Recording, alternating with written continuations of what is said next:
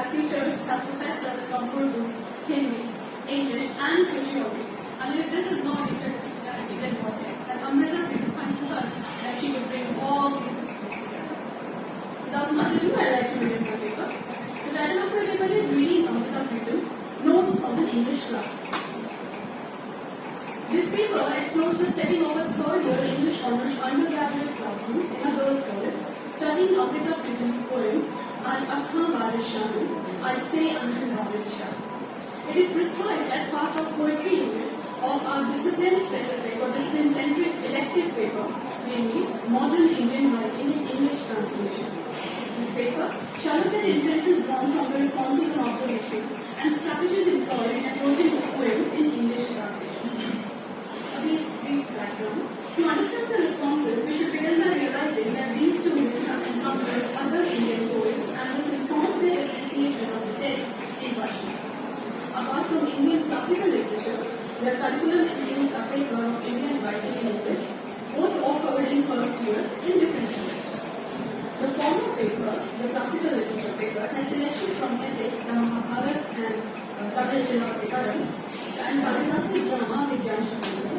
Whereas the latter paper has a poetry unit comprising of English poems by Kamala Das, Listen Ezekiel, Henry Derozio, and Robinson Monroe. I'm telling you because these students whose responses we will just discuss did not come to Amrita Pritham with that background. They come after having read the classical literature, the Indian poetry, classical as well as contemporary.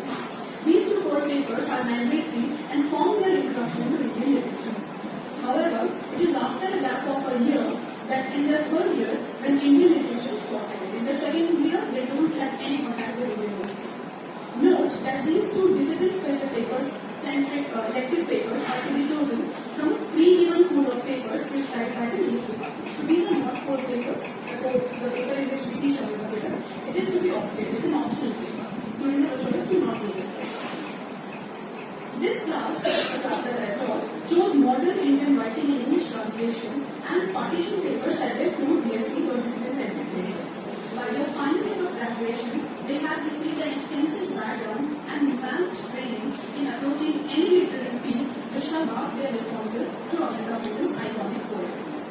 The prescribed text, the book which was used in class, was a multilingual anthology, a worldview critical edition edited by Sanjay Rakse, who teaches, who is an associate professor at Theological College, and the book is titled Modern Indian Writing in English Translation. I'm telling this to you because of the syllabus revision, there are some papers which do not have a text yet. It contains the poetry unit and complementary short story unit. The short stories are by Premchand, Ismat Chuttai, Gurudeva Singh, Hakeem Mohan Senapati. And it also has critical essay, supplementary unit. Apart from Amrita Pritham's Punjabi poem, the poetry unit includes one poem in Bangla, one in Hindi, and one in Manipuri by Rabindranath Tagore, Mukti Bose, and Hamza Bhutishar, respectively. For a more effective and wholesome learning experience for the students, they are encouraged to not limit their reading to just the poems prescribed in the syllabus, but actively seek and read more poems from the poets too. How many of them do this? I don't know, but we ask them to. It is a general and effective practice in literature classrooms, and the anthology contains one extra poem for each for Mukti Bose, Tagore, and three for Ida Bishop.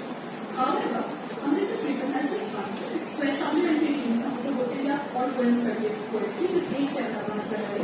The book has poems for other poets, but Amrita Pritham is just one poem, which is so good.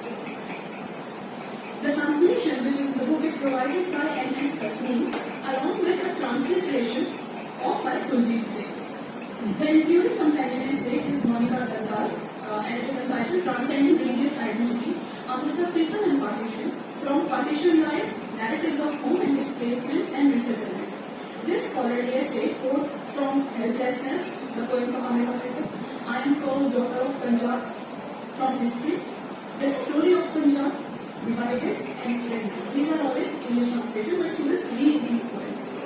It also has another translation of Today I Call to Bharat, which is translated by Pritham herself along with Arlene Beasley.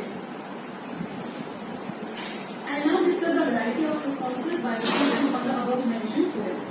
It will shed light on the multiple manners in which the students approach this poem in English translation community. A common factor among all these texts